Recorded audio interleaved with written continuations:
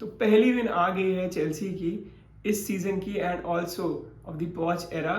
Chelsea ने कल Luton Town को 3-0 से हराया at the Stamford Bridge and it was not a very good performance, like outstanding performance, because Luton Town काफ़ी weak side है। तो एक एक्सपेक्टेड था कि चेल्सी थोड़ा ज़्यादा इसमें अच्छा परफॉर्म करेगी, बट कहीं ना कहीं कुछ गैप्स थे, उनकी भी बात करेंगे। बट ओवरऑल जो अटैकर्स ने कल गेम खेला है, थोड़ा अगर और क्लिनिकल रहते तो हम लोग कम से कम 5 गोल या 6 गोल भी मार सकते थे। सबसे पहले मैं एक ही प्लेयर की बात करना चाहूँगा, वो है रहीम स्टर्लिंग। रहीम स्टर्लिंग को लास्ट सीजन इतना क्रिटिसिज्म मिला because he was one of the senior attackers in the squad, जो कि मल्टीपल प्रीमियर लीग टाइटल्स जीत के आए हुए हैं, and he was not living up to the expectations. इस सीजन वेस्ट हैम वाले गेम के बाद से, या वेस्ट हैम वाले गेम से मैं कहूँगा, उन्होंने इतना तगड़ा इंप्रूवमेंट लाया है। It's like we are seeing the Raheem Sterling that used to play in Man City like 4 साल पहले। प्लेयर्स को टेक ऑन कर रहे हैं, अपने पेस का अच्छे से यूज कर रहे हैं, बिकॉज वही उनका एक ट्रेट था कि वो ड्राइविंग रन्स बनाते थे, आउट पेस करते थे डिफेंडर्स को अपने बर्स्ट ऑफ पेस की वजह से, and use to create these opportunities and score goals. तो वेस्ट हैम वाले गेम में उसकी झलक दिखी थी। उन्होंने काफ़ी अच्छे चांसेस बनाए थे, काफ़ी अच्छा उन्होंने बीट किया था काफ़ी सारे डिफेंडर्स को बार बार। बट इस गेम में वो अपना एक और स्टेप आगे चले गए। यहाँ पर उन्होंने गोल स्कोर किए, रन्स, इतने प्यारे रन्स बनाए उन्होंने। जो पहला गोल था वो तो बहुत ही बढ़िया था। लाइक इट वाज लाइक कि मेरे को एक्सपेक्टेड नहीं था कि ही इज कमिंग डाउन, कि वो कट इन करके ड्रिबल पास्ट करके 3 डिफेंडर्स को he will put it in the net. बिल्कुल भी एक्सपेक्टेड नहीं था, बिल्कुल भी। और उन्होंने जब वो करा तो मैं तो बहुत शॉक था, मैं तो अपना सर पकड़ के बैठ गया था कि ये कैसे कर दिया रहीम स्टर्लिंग ने। मुझे वैसा प्लेयर मतलब एक चाहिए था चेल्सी में, टूकल लाए थे तो मैं थोड़ा खुश था कि हाँ ये वो कर सकते हैं, बिकॉज कमी थी वैसे प्लेयर्स की।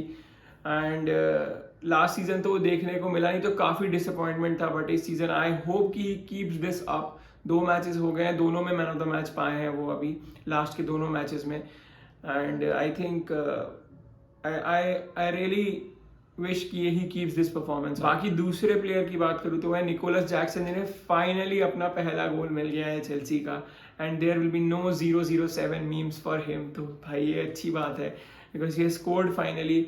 बहुत अच्छा गेम नहीं कहूँगा निकोलस जैक्सन का, because he was struggling to keep hold of the ball. Driving run अच्छे निकाल रहे थे, बट कहीं कहीं पे वो इतने स्किल अपने दिखाने के चक्कर में हो जा रहे थे कि बॉल पोजीशन लूज कर दे रहे थे, काफ़ी भाग रहे थे, सब कुछ करना चाह रहे थे। तो आई थिंक मेरे को लगता है एट दी एंड वो थक ही गए होंगे, because he was running a lot, he was trying to do a lot, and 1-2 बार अपने बैक पास किया बैक हील से एंड बॉल पोजीशन लूज हो गई। तो वो सब अगर अपना गेम से थोड़ा सोच समझ के करना स्टार्ट करें तो और ज़्यादा बेटर रिजल्ट रहेंगे। But ultimately I think he was desperate for his first goal. हर एक प्लेयर होता है, specially a striker will be desperate for his first goal. I think अब उनकी थोड़ी जो नर्व्स होंगी वो सेटल हो गई होंगी, तो आई थिंक थोड़ा और अच्छा गेम निकल के आएगा उनका इन द कमिंग मैचेस। क्योंकि I think next match Bournemouth से है, बीच में अभी एक कैराबाओ कप का भी मैच है। तो देखते हैं कि ये अपने गेम को और कैसा सुधारते हैं, बिकॉज काफ़ी पोटेंशियल है। पॉच ने तक ये बोल दिया है प्रेस कॉन्फ्रेंस में कि he has the potential to become one of the great strikers in the game.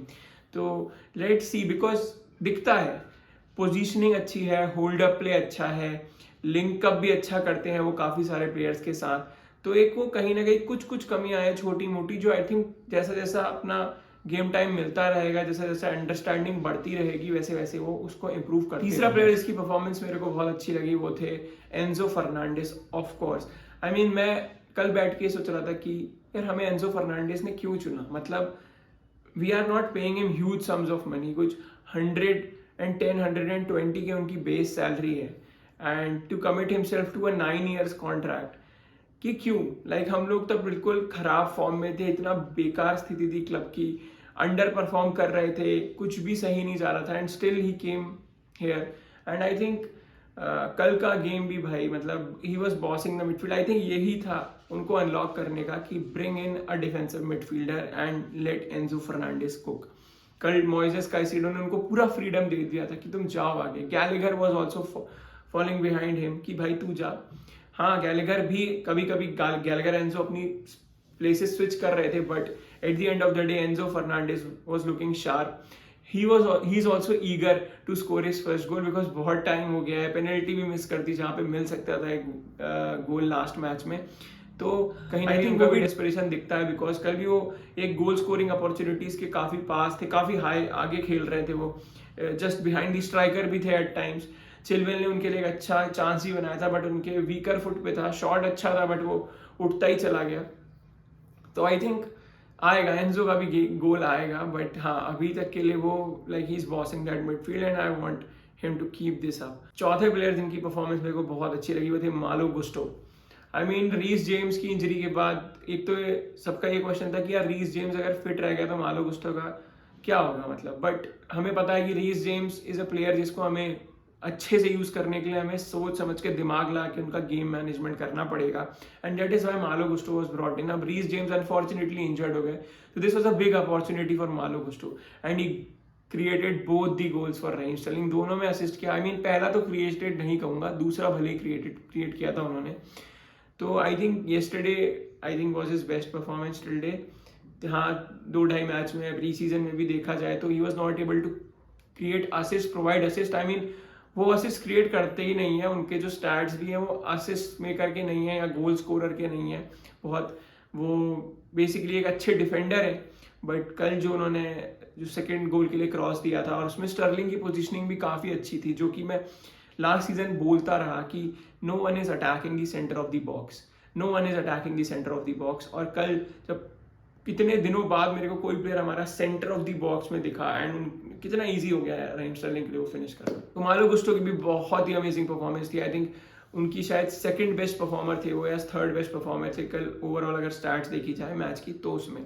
जो फिफ्थ प्लेयर हैं जो मेरे को अच्छे लगे वो थे कॉनर गैलेगर। आई मीन बहुत लोग कॉनर गैलेगर को कोसते रहते हैं कि क्यों सेलेक्ट किया जा रहा है, हमने लाविया ले लिया, हमने काइस्किडो ले लिया, हमने भाई कॉनर गैलेगर पॉच बिलीव्स इन कॉनर गैलेगर। अब उस पर पैसा नहीं खर्च हुआ है तो उसकी गलती थोड़ी ना है कि वो अकेडमी से आया है।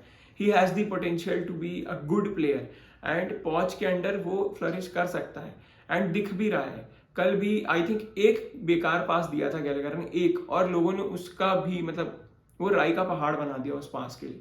अदरवाइज उसका गेम इतना बढ़िया था भाई, 3 इंटरसेप्शंस किए, 3 बढ़िया टैकल्स मारे, उनकी स्टैट्स जो मैं पढ़ रहा था and he was everywhere. I think sofa score की अगर रेटिंग की बात करें तो उनकी क्लोज टू 8 रेटिंग थी कॉनर गैलेगर की। I mean he was playing so good. और आई थिंक मिडफील्ड में उन्होंने एंजो काइस्किडो का बखूबी साथ निभाया। तो I mean I would love to see him more in this team more, because वो रोल प्ले कर सकते हैं। उसके बाद काइस्किडो का फुल डेब्यू था जो कि काफ़ी अच्छा रहा। आई मीन एक भी बार इस बार हाँ स्टार्टिंग में थोड़ा अगेन वो नर्वस जैसे थे, थोड़ा टम्बल वम्बल कर गए इधर उधर, तो मेरे को लगा भाई अब तो अगर ये गेम अगर हम हार गए तो मीम कंटेंट तो दे दिया है काइस्किडो ने। बट अगेन उसके बाद उन्होंने कुछ भी मतलब गलत कदम नहीं रखा, हर जगह टैकल परफेक्ट थे उनके, बॉल विंस परफेक्ट थे, किसी भी प्लेयर को उन्होंने अपने आगे नहीं जाने दिया। सो आई थिंक अभी धीरे धीरे करके और इंटीग्रेट होंगे टीम में और समझेंगे अपने आसपास के टीममेट्स को, तो और इम्प्रूव हो जाएंगे काइस्किडो।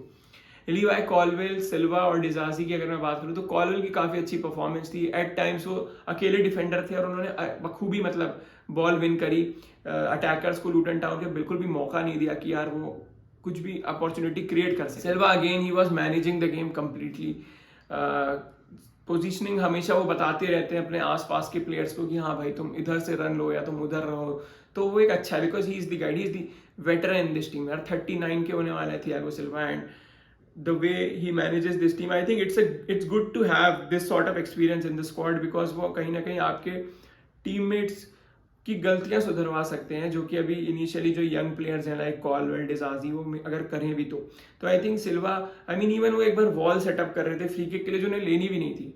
तो आई थिंक अच्छी बात है हमारे पास अभी भी सिल्वा एंड मे बी लाइक वो सारे गेम्स खेल जाए, मेरे को तो अच्छा ही लगेगा देखने में। अभी भी वो मेरे हिसाब से हमारे नंबर 1 चॉइस होने चाहिए if we go to back 4। अभी भी हम kind of a back 4 back 3 के बीच में रहते हैं, बट अगर हम प्रॉपर बैक 4 खेलें तो उसमें राइट सेंटर बैक में हमेशा सिल्वा को ही चुनूंगा जब तक वो है टीम में। बात करें डिजाजी की, तो डिजाजी के अंदर एक आधा मिस्टेक्स हैं, कभी कभी ज़्यादा कमिट कर जाते हैं तो स्पेस क्रिएट कर देते हैं अपोजिशन टीम को एक्सप्लॉइट करने के लिए। तो वो सब मिस्टेक्स हैं, बहुत ही माइन्यूट सी मिस्टेक्स हैं, बट हाँ कॉस्टली साबित हो सकती हैं अगर किसी बड़ी टीम के अगेंस्ट मैच हो रहा है, बिकॉज वो टीम्स ये सब मौके नहीं छोड़ती हैं। तो आई थिंक वो सब चीज़ों इम्प्रूव होंगी धीरे धीरे, मे बी देखते हैं। अभी 5-6 गेम्स और देने चाहिए डिजाजी को मेरे हिसाब से, तभी पता लगेगा। But overall he also had a pretty decent game. एक प्लेयर का गेम बहुत अच्छा तो नहीं गया, बट सरप्राइजिंगली जब फर्स्ट हाफ की स्टार्ट आई थी तो उसमें यह था कि बेन चिलवेल ने सबसे ज्यादा चांसेस क्रिएट किए हैं, डिस्पाइट की लेफ्ट विंग से हमारा कुछ अटैक हो ही नहीं रहा था, सब कुछ राइट विंग पे चल रहा था। लेफ्ट विंग पे चिलवेल रन बना रहे थे तो आइडेंटिफाई नहीं होते, बॉल हमेशा राइट पे ही जा रही थी। बट जितने भी मौके मिले थे उन्हें, उसमें उन्होंने अटैक वाइज तो चांसेस क्रिएट करे, but because he is a defender playing as a left wing, तो समझ नहीं आ रहा है कि उनकी डिफेंसिव रिस्पॉन्सिबिलिटीज कितनी है। तो डिफेंसिव तो obviously is not a good defender, तो कहीं ना कहीं स्ट्रगल तो चलता ही रहता है पूरे मैच भर में। तो काफी अंडरवेलमिंग परफॉर्मेंस थी चिलवेल की। सेकेंड हाफ में थोड़ा इंप्रूव हुआ, थोड़ा उनका इन्वॉल्वमेंट बढ़ा गेम में, and ultimately he was close to scoring 1 goal, but he completely I think brain fade हो गया होगा, बिकॉज ओपन गोल था, शॉट लेते तो गोल जाने के चांसेस 90% थे। बट पता नहीं क्या उन्हें लगा कि मैं स्टर्लिंग को पास देता हूँ, जबकि स्टर्लिंग उनके पीछे थे, वो कोई था ही नहीं मतलब उस पोजीशन में, और वो इंटरसेप्ट हो गई बॉल। तो आई थिंक थोड़ी डिसीजन मेकिंग अच्छी कर ले, अगर वो लेफ्ट विंग रोल खेलते ही रहेंगे इस सीजन, तो उन्हें वो डिसीजन मेकिंग सुधारनी पड़ेगी, बिकॉज हमें गोल्स चाहिए। पिछले साल हम तरस गए थे गोल्स के लिए, तो इस साल हमें गोल्स तो चाहिए ही चाहिए, चाहे वो कोई मारे, रॉबर्ट सैंचेज आके मार दे, लेकिन हमें गोल चाहिए। चिलवेल ने एक एंड में चांस क्रिएट भी किया था, एक एंजो के लिए तो किया था, एक गैलेगर के लिए भी किया था। तो गैलेगर आई थिंक वही उनके भी रॉन्ग फुट पे काइंड ऑफ आया था, तो वो भी थोड़ा राइट फुट पे लेते टाइम फिनिश नहीं कर पाए। बट देखते हैं यार, चिलवेल का मेरे को ये समझ में नहीं आ रहा कि क्या वो हमेशा लेफ्ट विंग खेलेंगे, बिकॉज अगर हम बैक फोर जाते तो he will be our preferred left back. तो अभी देखते हैं आगे कैसे पॉच इस सबको इम्प्लीमेंट करता है, क्योंकि पूरे प्री सीजन बैक फोर खेलने के बाद अभी एक ऐसी पोजीशन उतरती है रोज की बैक 3 बैक 5 या 4-2-3-1 है, तो चिलवेल लेफ्ट विंग खेल रहे हैं। ऑब्वियसली वो खेल रहे हैं because he was next to striker every time, next to striker, अगल बगल, कभी कभी तो जैक्सन से आगे खड़े हुए थे चिलवेल, वो रॉबर्टसन जैसे खेलता है वैसे। तो आई थिंक देखते हैं, चिलवेल की परफॉर्मेंस इंप्रूव होनी चाहिए, because he has the potential as well. Injury के बाद से थोड़ा परफॉर्मेंस डाउन हुआ था, बट हाँ यार थोड़ा टाइम लगता है, एंड मेरे को ये अच्छा नहीं लगता कि लोग बिल्कुल उनके अगेंस्ट ही चले जाते हैं, क्योंकि इस सीजन किसी प्लेयर के अगेंस्ट जाना नहीं चाहिए हमें, बिकॉज माहौल जो है वो टीम का अच्छा है, तो हमें भी सोशल मीडिया पे वैसा ही माहौल बना के रखना चाहिए। बट ओवरऑल एक विन आ गई 3-0। आई थिंक इससे थोड़ा कॉन्फिडेंस बढ़ना चाहिए। आगे के गेम्स जो हैं वो ऐसा, अभी टॉप 6 टीम से अगला गेम अगर खेलना है तो वो है बेसिकली अक्टूबर में आर्सेनल से, तो उससे पहले वाले गेम्स में हमें कमांड लेनी चाहिए। हम लोग in terms of passes, total passes हम लोग लीड कर रहे हैं स्टार्ट, कुछ भाई पता नहीं बहुत ज़्यादा है, लाइक 1400-1500 तो शायद पिछले मैच में ही हो गए थे। तो आई थिंक थोड़ा और अभी इम्प्रूवमेंट बाकी है, there is a lot of scope for improvement, तो वो भी देखने को मिलेगा तो अच्छा रहेगा। बाकी अगर हाफ्स की बात करूँ तो फर्स्ट हाफ एक गोल हमने स्कोर कर दिया था, but that was solely because of the moment of brilliance from Raheem Sterling. उसके अलावा उसमें हम लोग शो वोटिंग कर लेते, लेजी गेमिंग चल रही थी, पासेस जो थे वो क्रिस्प नहीं थे, बहुत पोजीशन लूज हो रही थी। बट वो सेकेंड हाफ में आई थिंक पॉच ने कुछ इंस्ट्रक्शंस दिए होंगे तो अच्छे से इम्प्लीमेंट हुए। थोड़ा हाँ, एक वो चेल्सी जब भी 1-0 खेल रही होती है, मेरे को तो भाई धक धक हो रहा होता है, वो धक धक हो रहा है वाला सीन रहता है। बट हाँ, जो वो गोल पड़ा सेकंड, उसके बाद थोड़ी अपनी भी नर्व्स काम हो गया एज अ फैन, बिकॉज वो 1-0 की lead against teams like Lutan या कोई भी आप छोटी टीम के अगेंस्ट खेल रहे होते हैं, किसी भी टीम के अगेंस्ट खेल रहे होते हो, इट डजेंट मैटर, क्योंकि वो लोग कभी भी वापसी कर सकते हैं। उनका एक मौका भी बना था, रॉबर्ट सैंचेज ने वो रोक दिया और डिफ्लेक्टेड शॉट था, तो वहां पे गेम पूरे कहानी बदल जाती। तो इसलिए ये 1-0 की लीड जब भी रहती है चेल्सी के पास, तो मेरे को तो बहुत नर्वस रहता हूँ मैं पर्सनली। हर फैन ही रहते हैं, चेल्सी के सारे फैंस रहते हैं बेसिकली, क्योंकि जो लास्ट सीजन जैसा गया है तो अभी तक उसका जो ट्रॉमा है वो खत्म नहीं हुआ है, तो टाइम लगेगा। बट हाँ, आई एम हैप्पी कि भाई मैच जीत गए। तो हाँ, इस वीडियो के लिए इतना ही। अगले मैचेस की बात करेंगे, लिवरपूल न्यूकासल के मैच का भी रिव्यू देंगे, काफ़ी इंपॉर्टेंट मैच है इस वीकेंड पे। तब तक के लिए कंटेंट पसंद आ रहा है तो प्लीज़ लाइक करिए वीडियो को, सब्सक्राइब करिए चैनल को अगर नहीं किया है, एंड शेयर करिए वीडियोज़ को as well. Thank you so much, I will see you next time.